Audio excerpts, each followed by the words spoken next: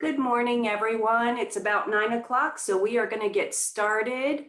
Thank you for joining us this morning. On behalf of the AEDY team, I would like to introduce Dr. Cindy Goldsworthy, who will be conducting the presentation today.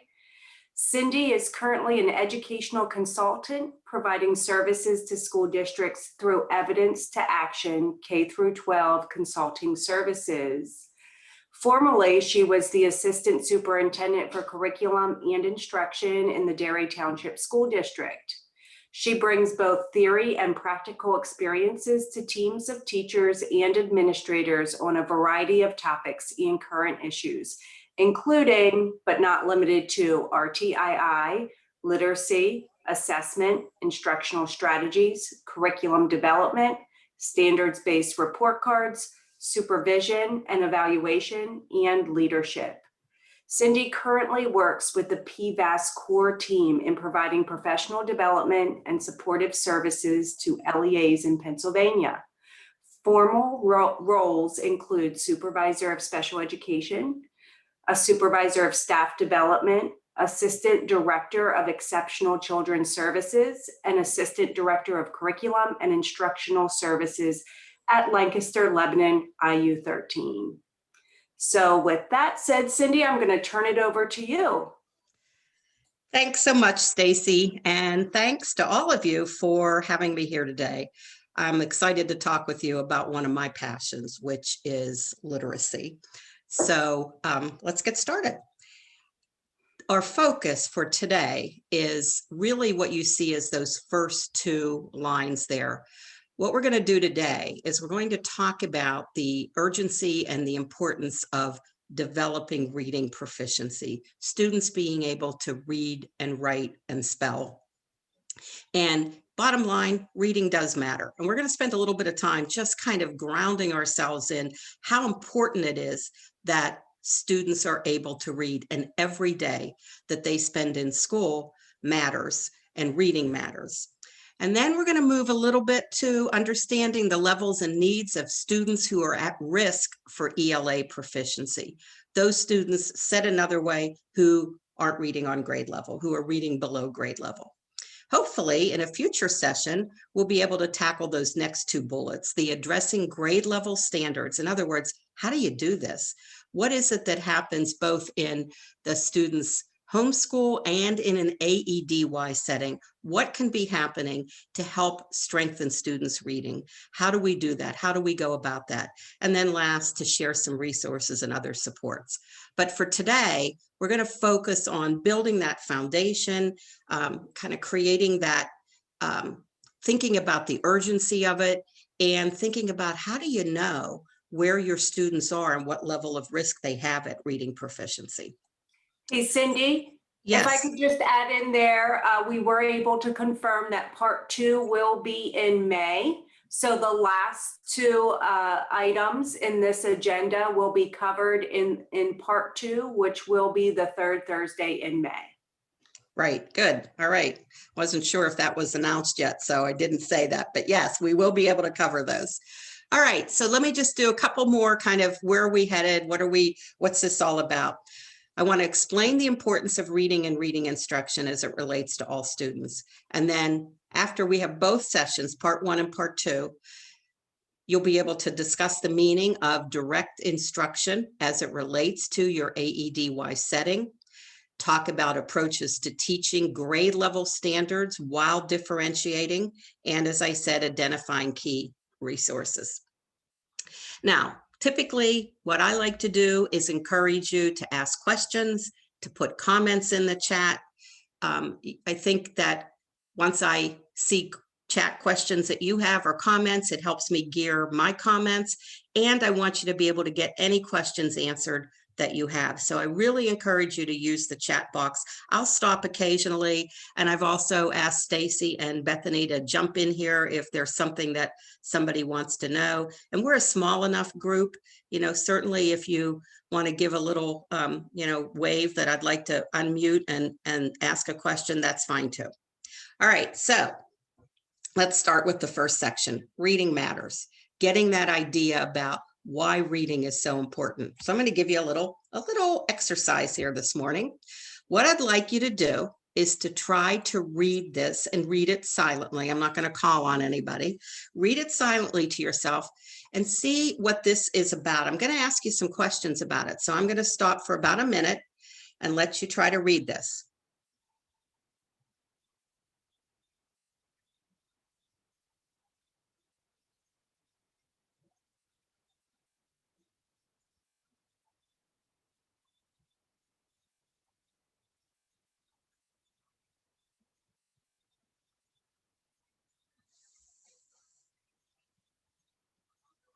And I'm watching some eyes here. I see some people still reading.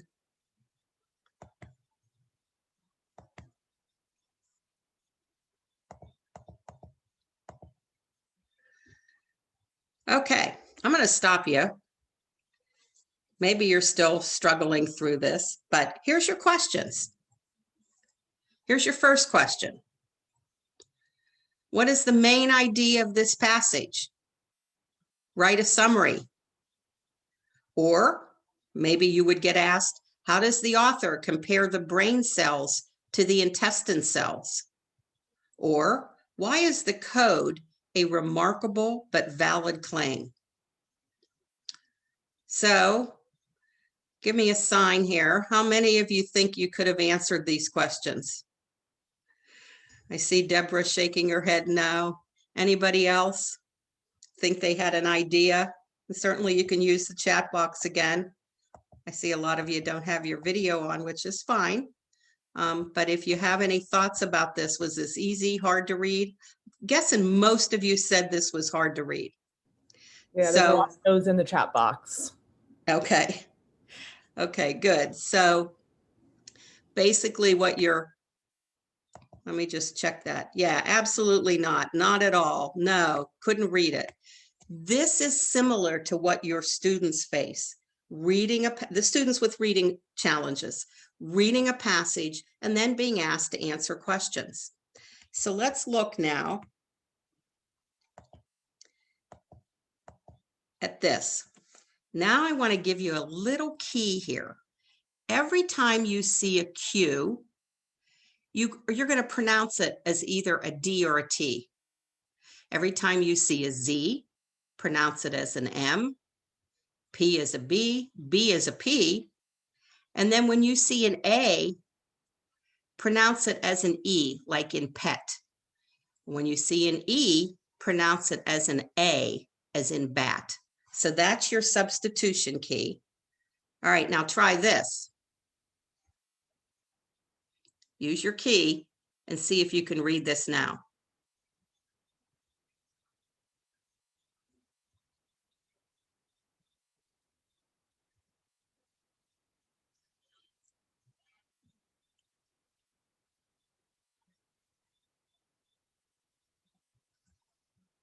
If anybody wants to try typing what they think this first sentence now says, go ahead and put that in the chat box. Anybody want to give it a try?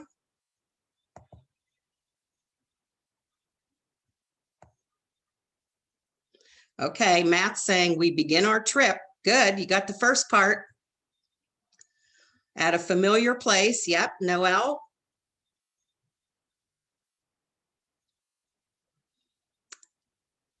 A body like yours and mine.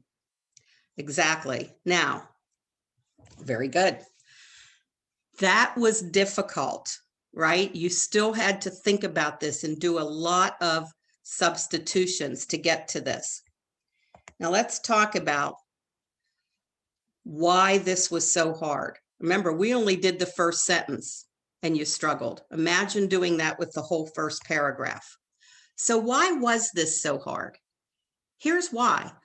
Because reading requires the ability to map phonemes. I'll talk about that, to hear letters on a page. What it basically means is you saw letters on a page, but you had to say you had to say the sound with it, and vice versa. That's something called decoding, which may be a word you're not familiar with, but decoding is having to look at the letters, relate it to the sound, and then say the word. So imagine struggling to sound out every word because you can't distinguish between the phonemes. And that's what you experienced, just trying to first read that whole passage and sound out every word.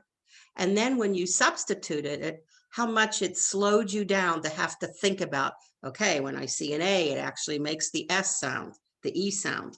So the idea of letters in the alphabet being represented by spoken sounds is what really makes this exercise that you just did hard. So I'm guessing and hoping that you're thinking, so what's this like for students who are given text to read, passages to read, and they're answering questions about it? Now, this may be an extreme example, but maybe not. You know, maybe every fourth word is a word that the student can recognize, but all the other words just don't make any sense. They're not words that the students could decode. So this is a very basic view of students, adults as well, being able to read. There's two big umbrellas or two big buckets. One is students have to be able to decode. Many students have difficulty or they're unable to read the words, just like you just experienced, couldn't even read the words. And comprehension is the other part of it, the inability to understand what you are reading.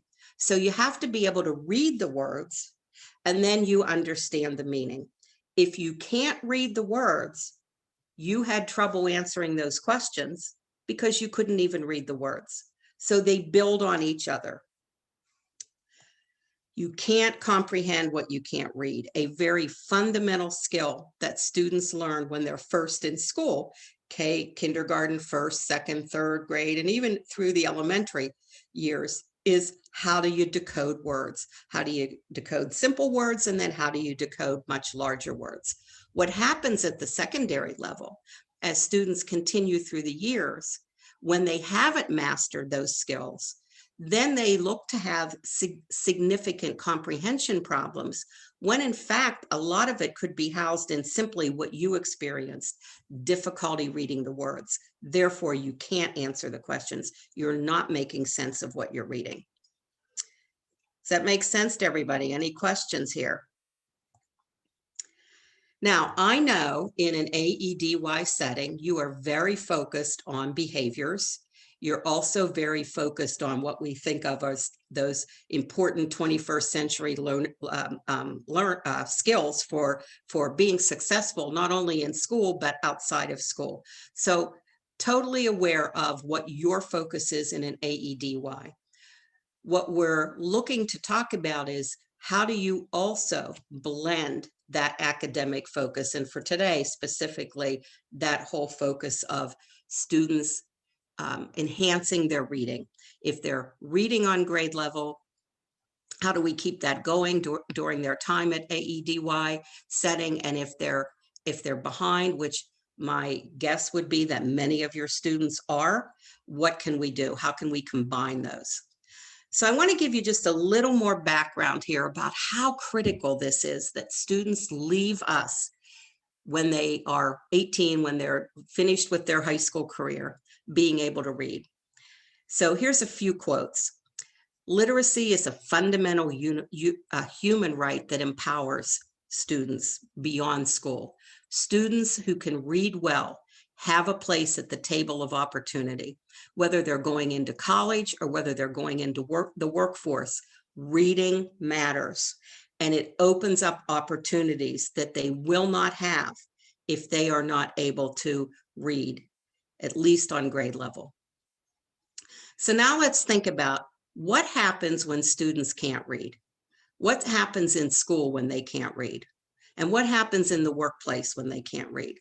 So let me just pause for a minute and ask you to think about that. And anybody put something in the chat box. What do you think happens when students can't read? They get to 6th grade, they get to 8th grade, they get to high school, and they really can't read. They haven't been able to complete the work.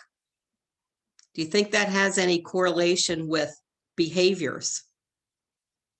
Might we see students with issues with self-esteem, with issues with engagement, with issues around motivation. Anybody have any thoughts about that? Negative behaviors, cutting class. Yes, Russell, if they struggle in reading, they'll act out to avoid this task. Exactly. Those are the kinds of things. And then likewise in the workplace. What happens in the workplace? There is a significant amount, no matter what job people have today, where reading is involved. So it really is something that students carry with them, not only through their middle and high school years, but into the workplace as well. So as you can see, I'm real passionate about students being able to read proficiently so that they can be successful in the workplace or in life in general. Okay, a couple more things. What do we know? And you've identified that. The children who are truly at risk in this country are those who can't read. And yes, you already identified, not only are there academic issues, but there are emotional and social issues for students who are poor readers. Self-esteem issues, feelings of inadequacy. And then what we see in our schools is school discipline, attendance, juvenile crime, dropout problems. All of those things we have significant research in our field that all of those issues have links and are correlated with students not being able to read proficiently. Third graders are on track, who can't read, are on track to be our nation's lowest income, and reading is a prerequisite for most adult employment, which we just talked about. Unfortunately, some states in the United States actually use their elementary students' reading failure rates to predict future prison sizes. So there's a statistic that has been borne out over and over again in terms of juvenile crime and adult crime. You can find so much of this. If you're interested in more of these statistics, you can just Google, reading statistics or lack of reading, reading failure consequences, and you can find so many interesting statistics and pieces of information about this. So we've had in the really for a century at least, but certainly in the 21st century, a real call for more emphasis on literacy. But even with that, we still have almost 9 million 4th through 12th grade students in our country that struggle with reading and writing that's required of them in school. And while the demands for reading in school have increased in the last 50 years, reading in school and outside of school has decreased. We're not having our students do as much reading when they get into the middle and high school years, and much more, for example, PowerPoints, where we're talking with students and students are watching the PowerPoints.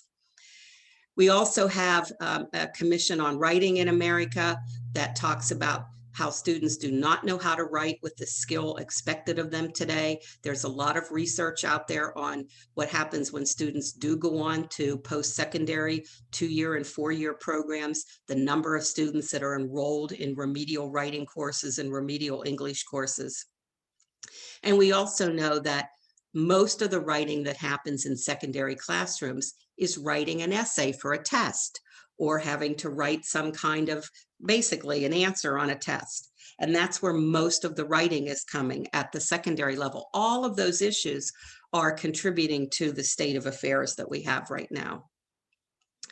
And one more, according to the US Department of Education, 54% of US adults, that's about 130 million people, lack proficiency in reading, meaning that they're reading below the equivalent of a 6th grade level. And of course, that's a shocking number, to have 54% of our adults from 16 to 74 not proficient in reading. So what's the challenge with struggling readers at the adolescent level? As you might have guessed already, or you've experienced yourself in your roles, is adolescent struggling readers have a dual challenge. They're already behind in reading, as you just experienced yourself earlier in this presentation. They're already behind in reading. So the work that the instruction has to be around improving reading proficiency, but at the same time, these students have to meet the demands of content classes. So the content's not stopping for them to catch up in reading. They have to do both. They have to improve their reading proficiency as well as meet the demands of content classes. And likewise, as teachers, we have to do both.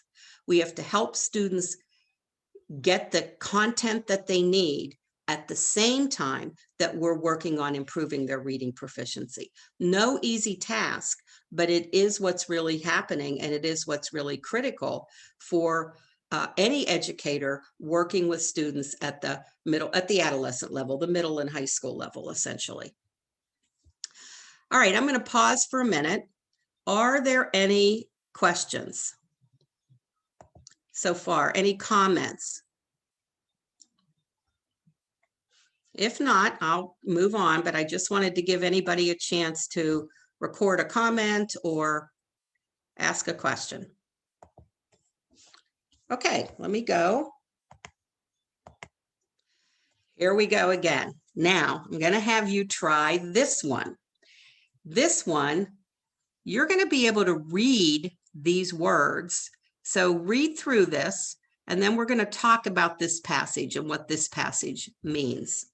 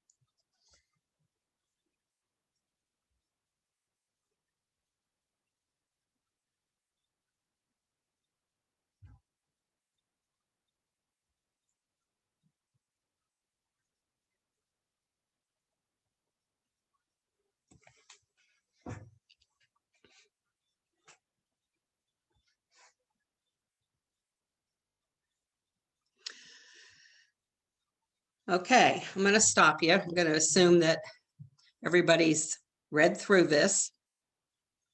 And I'm assuming that most of you could read all of these words, especially if you came to, like, for example, fourth, rhizomes are characterized by a signifying. You might have had to stop at that word a little bit, but you were able to break that apart and go, oh, a signifying. Okay, it's not a word I've heard a lot.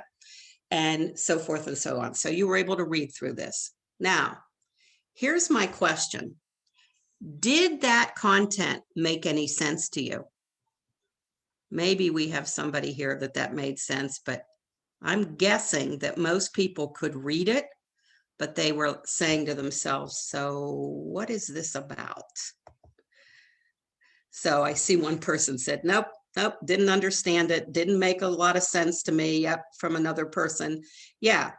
So another person, no, didn't make any sense. And that was the point. Now, why did that not make sense to you? What do you think? What are some of the reasons that didn't make any sense? Were you thinking to yourself, I don't even have the background here. I'm not even sure what a rhizome is, right? We don't have the background knowledge that we need to even start for this to make sense. So do you remember earlier when I said students have to be able to decode, because you can't comprehend if you can't read the words. But even when you can read the words, students can have a comprehension problem because the content that they're reading could be very complex and often is very complex, in that the students may not have the background knowledge that they need to understand what they're reading, which is what a few of you identified as why you had trouble with this. So yeah, you needed to know things like, what's a rhizome? What's a rupture? What's over signifying breaks? What's segmentarity? I don't even know if I said that word right? So what are all that? Those are the kinds of things that you need to know. You need to have background knowledge in order to make sense of this. So let me talk about complexity of text, because one of the things that is misunderstood is we tend to think that what students are reading in our high school textbooks are more difficult than what they're going to see when they're out there post-secondary. And as you can see, and there have been many studies, this just happens to be one study that was done that looked at the complexity of high school texts. And this is based on something called Lexile levels. But basically what you need to know here is what you're seeing here on the chart. What you're seeing is that high school texts have easier complexity in terms of reading them than is required for a student reading knowledge and reading ability in the military. Just basically as a citizen, reading the newspaper, reading Time magazine. Workplace skills, higher. Community college, higher. University, higher. So you can see that even for students, here we are down here at the high school text that your students are reading or will be reading. But look what happens if we follow this. Even the workplace, much higher. Even the military, much higher. So what we know is that if students are struggling here in school with meaning, getting meaning, they're going to have similar issues, if not more significant issues, once they're not in the high school or in the school setting. Here's another study, same idea, comes from Metametrics, but it shows you the same idea with Lexile measures. Here's high school, college. Let me keep going here. Military, personal use, entry-level occupations, college boards. So even look where entry-level occupations are compared to what students are reading in the high school. So hopefully this is really stirring up like, oh my gosh, I can see how this all really matters. So now I am going to stop and ask you to take a minute and respond in the chat box. Are you surprised by any of this information? And what's it making you think about the students that are in your schools, in your AEDY settings? So I would like to take a minute and really get some feedback here. So if you'd go to your chat feature.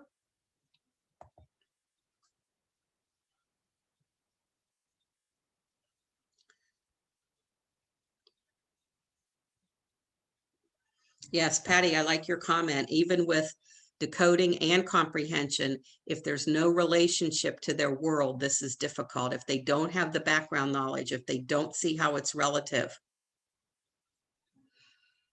Yes, scaffolding is critical, and that's what we're going to talk about in part 2. And yes, the students aren't going to get as far in life as others unless we do something about it, right? And that's the call to action. The call to action is we have a responsibility. It's a civil right for our students to be focused and scaffolded and supported in their reading development. And yes, kids need to have a connection. Absolutely. Having that connection makes a big difference. And when you think about students in middle school and high school, they don't always have a connection to what they are reading or having to learn. But teachers are taught ways to make those connections quickly, to fill in that background knowledge quickly. Great. Good comments. Excellent comments. Excellent comments. So yes, all of these things are important. Students have to read the words. They have to have background knowledge and vocabulary in order to understand what they're reading. It does have to be relevant to them. The relevancy can be built. Okay, so what we're going to talk about now is moving forward. We set the stage, reading matters, everybody's good with that. So now what do we know about reading? What we know is that we now have scientifically based evidence the science behind reading, whether it's a young student learning to read or an adolescent learning to read, strategies that work. How do we know that? Well, we know that because in 2000, there was a landmark study done by the National Reading Panel that shifted the way we think about reading, and it really built what we now call the science of reading, meaning that we now know what students need early on. They need phonemic awareness and phonics. That's that whole decoding piece. They need to be able to look at a word and know what that word is and be able to read it fluently. In other words, recognize it quickly. Not like like you all had to sound out when you did that first exercise, substituting those sounds. You also, when you read that rhizome article, that little text, you had to think about vocabulary and comprehension. Those things were important. So we know these are the 5 big ideas of reading.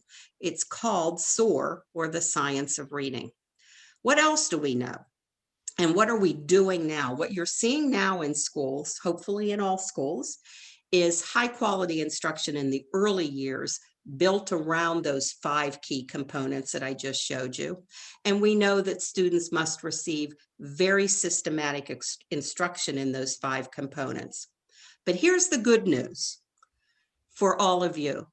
We also know through our research, recent research, is that most older struggling readers can learn to read.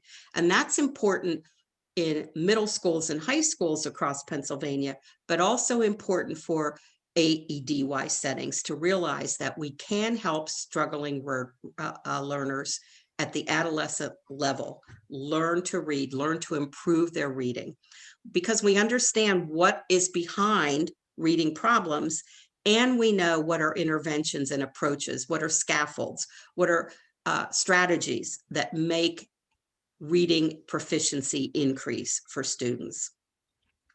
There's also something in Pennsylvania called PVAS, or PVAS, some people pronounce it, but what it stands for is the Pennsylvania Value Added Assessment System. And you may have heard Stacy mention that that is something that I do a lot of work with.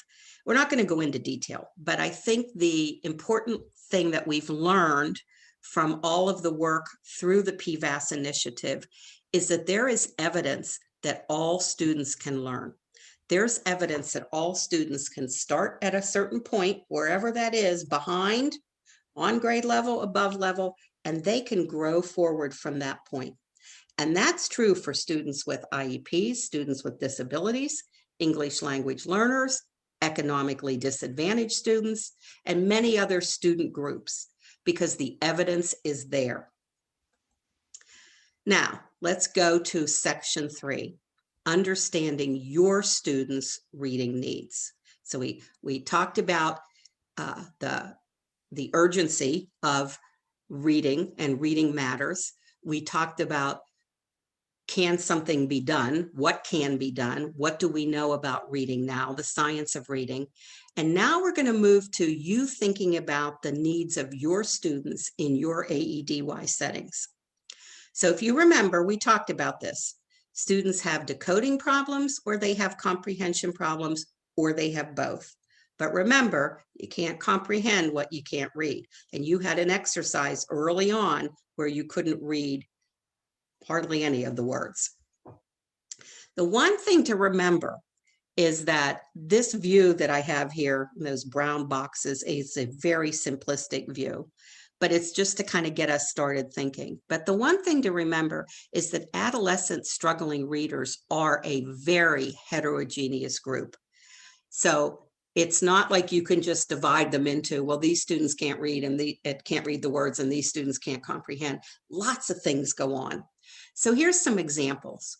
You might have a student who can't read the words and who also has a lack in background knowledge and vocabulary, just doesn't have the language to understand what they're reading.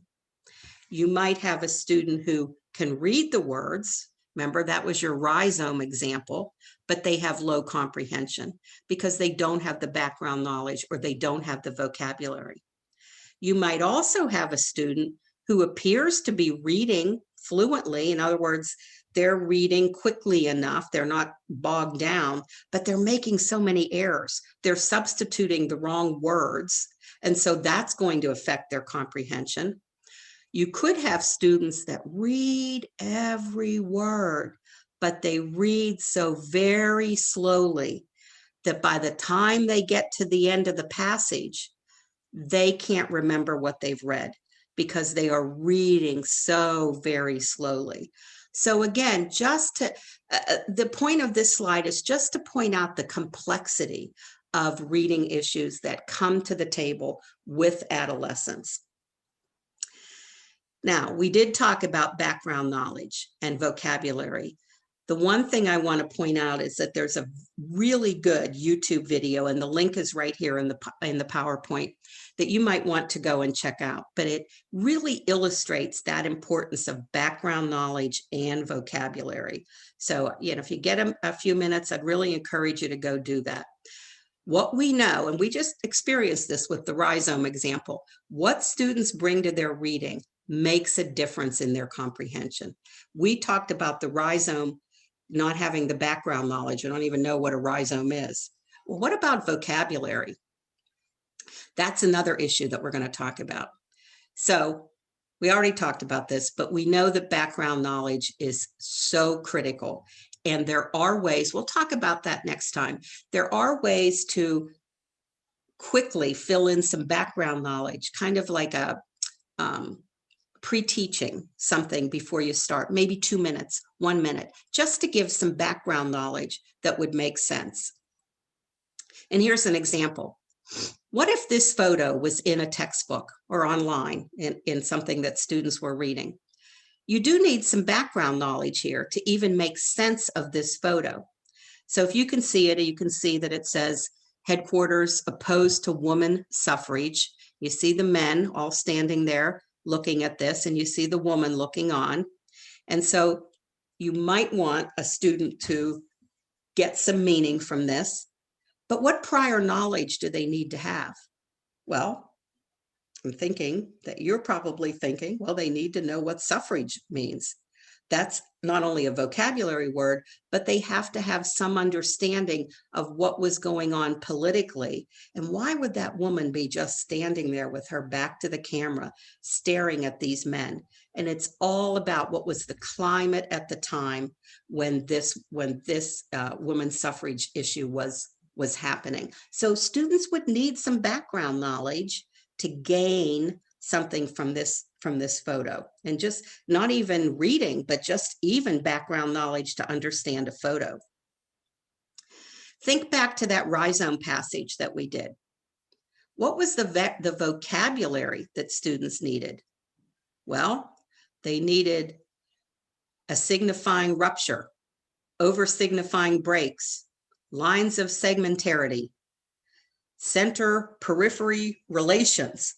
There are lots of vocabulary words in there that the students don't know.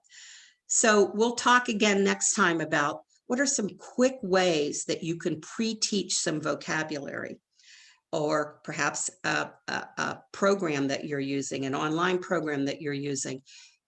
Is there a way to pre-teach some vocabulary, either through the program or that a teacher would do prior to the students engaging? But students aren't going to get any meaning out of this without knowing those vocabulary words. So what do we know? Background knowledge, vocabulary, and of course, effective instruction is key.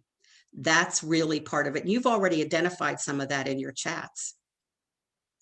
Now, let me stop again and ask you, what have you observed? What does the student with reading difficulties look like in your setting?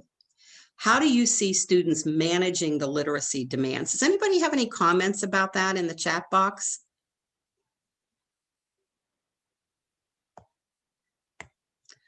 What does a student with reading difficulties look like in your setting? What are you seeing? Let me give you a minute to put some thoughts in here. Okay, yes, attempts to avoid the task, head down on desk, refusal to look at the book, staring at the book without turning the page. Absolutely. Hesitancy to answer, not wanting to read aloud. Absolutely. Imagine if you had to read that first paragraph aloud. Low self-confidence, absolutely. Yes, not completing work. Learned helplessness is certainly one, and you know what we mean by that. I can't do it, help me, I don't know, I need help. Disinterest, being disruptive, arguing with others. So all these things that you're seeing really can rest in the frustration that a student feels. Those two simulations that you went through, the one at the beginning about the brain and then the one about the rhizomes, those are both examples of what these students face. And of course, most of the time they don't want to ask for help. You're right, because it's embarrassing. They're already suffering with low self-esteem. It's hard to take a risk around that, and they feel so lost.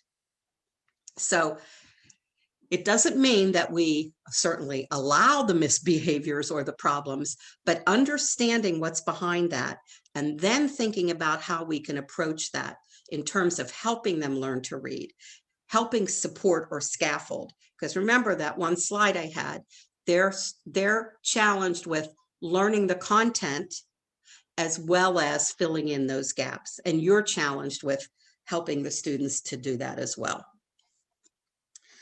Okay, let's go to our summary here now and thinking about the next session.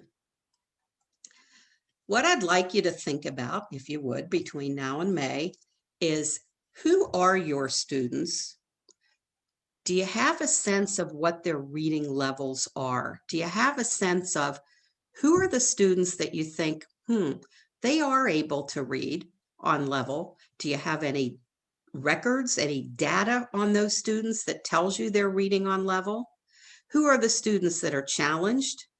And who are the students that might not have any problems because they are in the gifted range or they're in the advanced range, and that the reading has not been an issue? And think about the proportionality of that. When you have any classroom group together, what's the proportionality of that?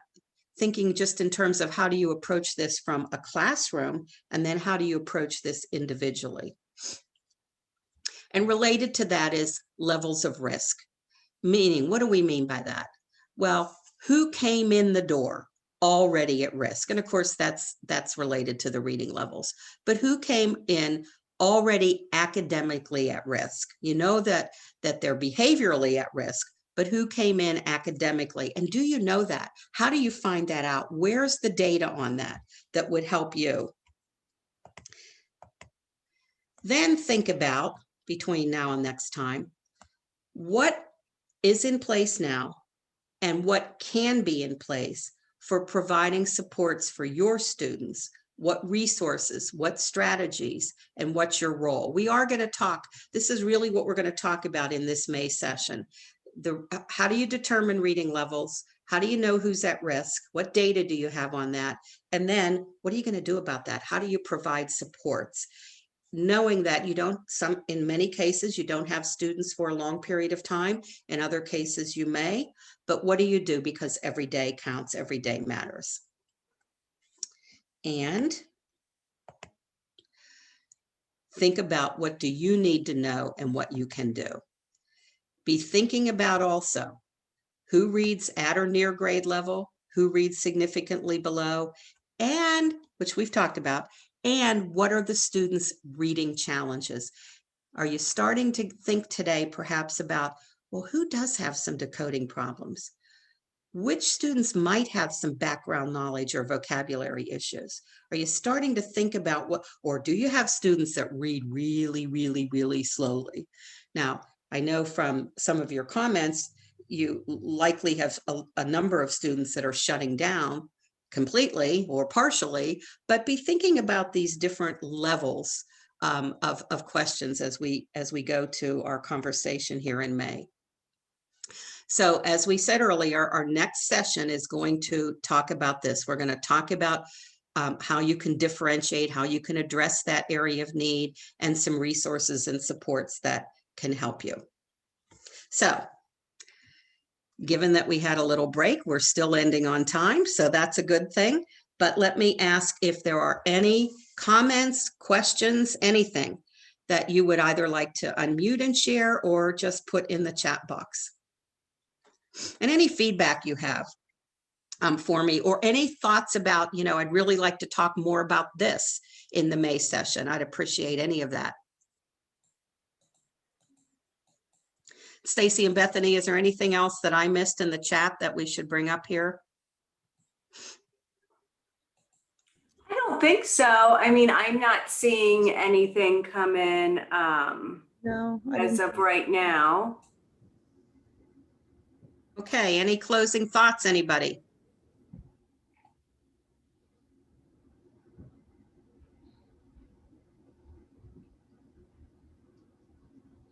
Okay. Looks like everyone's good to go, Cindy. And Yes, yep.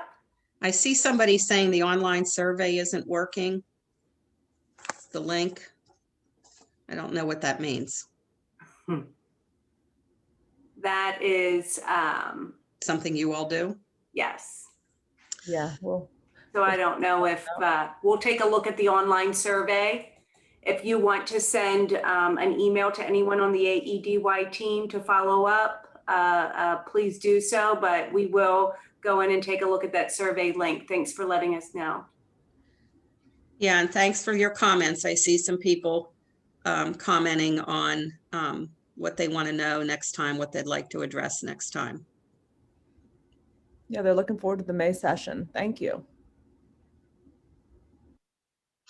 Okay, very good. Well, it was great to work with all of you today, and I look forward to working with you in May.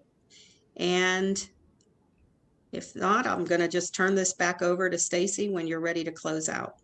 Okay, that link may have expired. I will double check with the team.